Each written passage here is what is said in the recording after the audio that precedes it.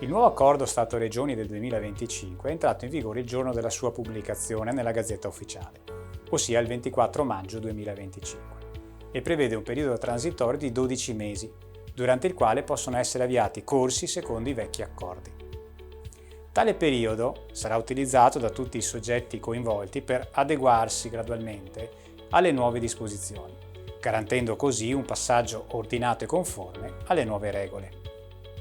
Ma i corsi già svolti prima dell'entrata in vigore del nuovo accordo rimangono validi o dovranno essere ripetuti, secondo le nuove normative, entro questi primi 12 mesi? Per rispondere a questa domanda bisogna fare delle distinzioni. I corsi svolti in conformità ai precedenti accordi rimangono validi e non devono essere ripetuti secondo le regole del nuovo accordo del 2025.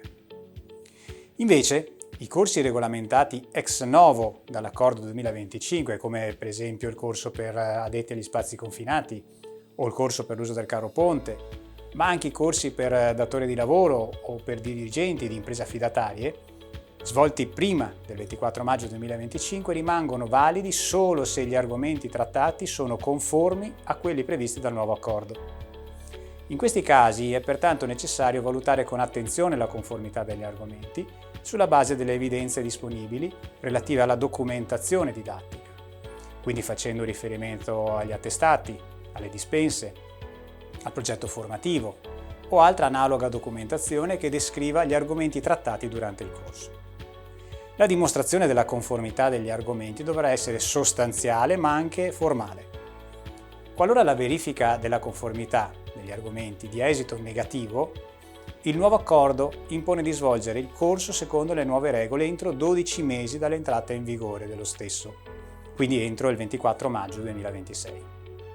Attenzione a non interpretare in modo errato questo termine. Infatti ciò non significa che per 12 mesi il lavoratore può svolgere attività senza essere formato, ma che un lavoratore già formato prima del 24 maggio 2025, con un corso con argomenti non conformi a quanto previsto dal nuovo accordo, avrà una formazione non più ritenuta valida dopo il 24 maggio 2026.